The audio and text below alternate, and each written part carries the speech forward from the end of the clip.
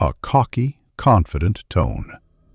They call it Hollow Creek, and you feel it the moment you roll down your window. A deep, unnatural silence, the kind that sucks the sound right out of the air. It's what drew me here. As a true crime podcaster, my job is to fill the quiet with stories. I thought I'd come to this forgotten town to find a story, but I was wrong.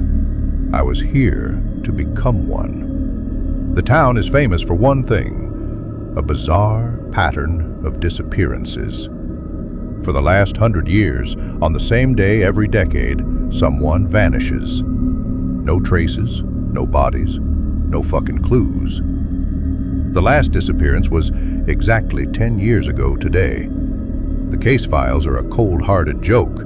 The police had nothing. But I found something in the town archives, an old reel-to-reel audio tape from the very first case in 1922. The tape was a mess of static and white noise, but I cleaned it up painstakingly, and there it was. Not a voice, but a sound.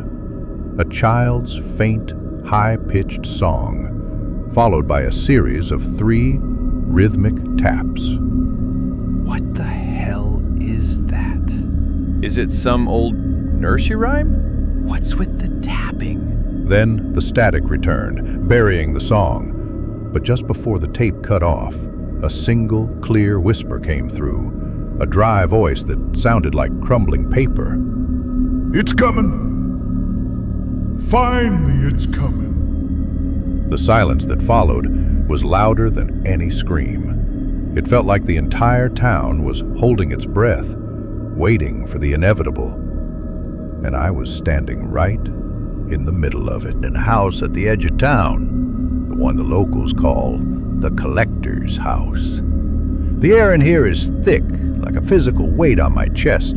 It smells like rotten flowers and rusted iron, a taste of rot and fear. I set my microphones down, trying to act professional, but my hands were shaking. All the disappearances have happened within a quarter mile of this fucking house. I started recording, but the moment I hit play, I felt a cold breath on my neck. Then I heard it, right in my headphones, a faint scratching, like fingernails on a coffin lid. Then a whisper, not from the tape, but from the air around me. Damn. Why have you returned? I tore off my headphones, my heart pounding like a drum. The voice was so close, so real. I checked my meters, nothing. I played back the recording. Silence, just the dead, cold air. This wasn't a broadcast, it was a one-man show, and I was the audience. I'm not here for a ghost story. I'm here for the truth. The whispers returned, louder this time, filled with a sickening, playful cruelty that made my skin crawl. It wasn't just a voice, it was an entity. The truth is inside you, you pathetic little fuck. It's time to pay the debt. The scent of dust and rot grew heavier. The air grew cold, and I felt a presence wrap around me as if the house itself was closing in, whispering its secrets into my head. I was no longer an investigator. I was its next victim. I drove out of there like a bat out of hell, but the whispers followed me. They weren't in my car, they were in my head. They began to tell me things about my family I'd never known. They spoke of my grandfather, a man I'd been told was a simple farmer. The whispers said he was the last one to perform the ritual. They spoke of a gift and a debt that has been passed down through generations, a curse that clung to my bloodline. A dry whisper, now laced with sinister glee. No. A boss. The disappearances, they weren't random, you fucking idiot. Your family are the Collectors, the keepers of the silence. I returned to the town archives, feeling a desperate primal fear. I looked for my family's history. I found a record of the original founders, and there, buried in a census from 1792, I found a family name with a drawing of a man. His face was identical to mine. His name was Elias. I remember the name from the whispered podcast of the other story. He was a collector. It's not me. It can't be me. My family. They're not monsters. Oh, but we are. You just forgot. The debt is due, Adam. And the last one to be collected is a girl named Lisa. My blood ran cold. The last victim, the one whose disappearance was recorded 10 years ago, was a girl named Lisa. The Whispers didn't just know my family history, they knew the details of the crime, the victims, the pattern. I sat in my motel room, my microphone on, recording my final testament. The Whispers were a constant, maddening chorus now. I was a part of this. My ancestors were murderers, and the town was their hunting ground. And I was the next collector. If anyone ever hears this, get out of this town. Don't listen to the voice. It's not a ghost. It's a fucking disease. It's inside me. I put my head in my hands, sobbing. I had come here to find a story, and I had become the story.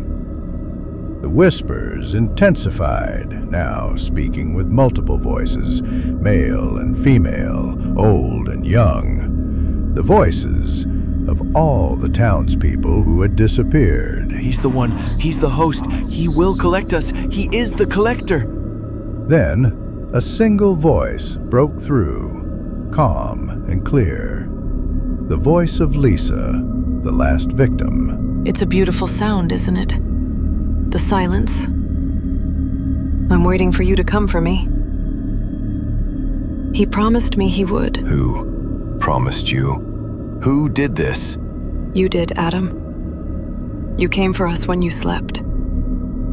You are not awake when you collect. The realization hit me like a train. The disappearances happened while my ancestors were sleeping, and they came for the victims, collecting their souls to maintain the pact.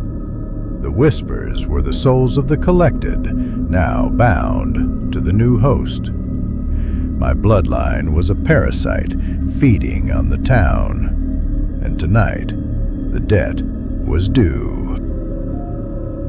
This is the final episode of The Lost Tapes.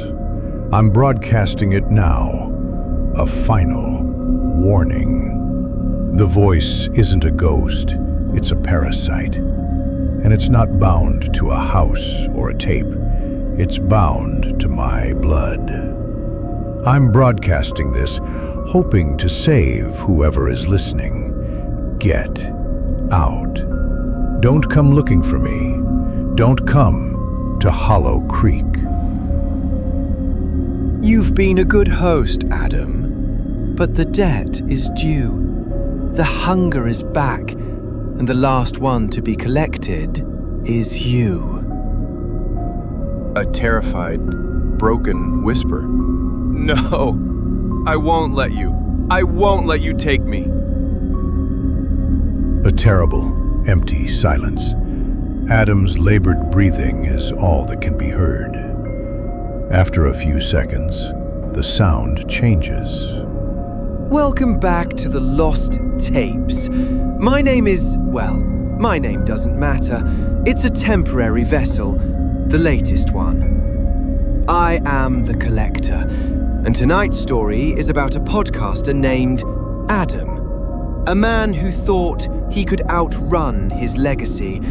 A man who thought he was telling a story, when in fact, he was simply becoming the next one. A final, cold, mocking laugh. It was a hell of a story, wasn't it? Thanks for listening. We'll find you soon.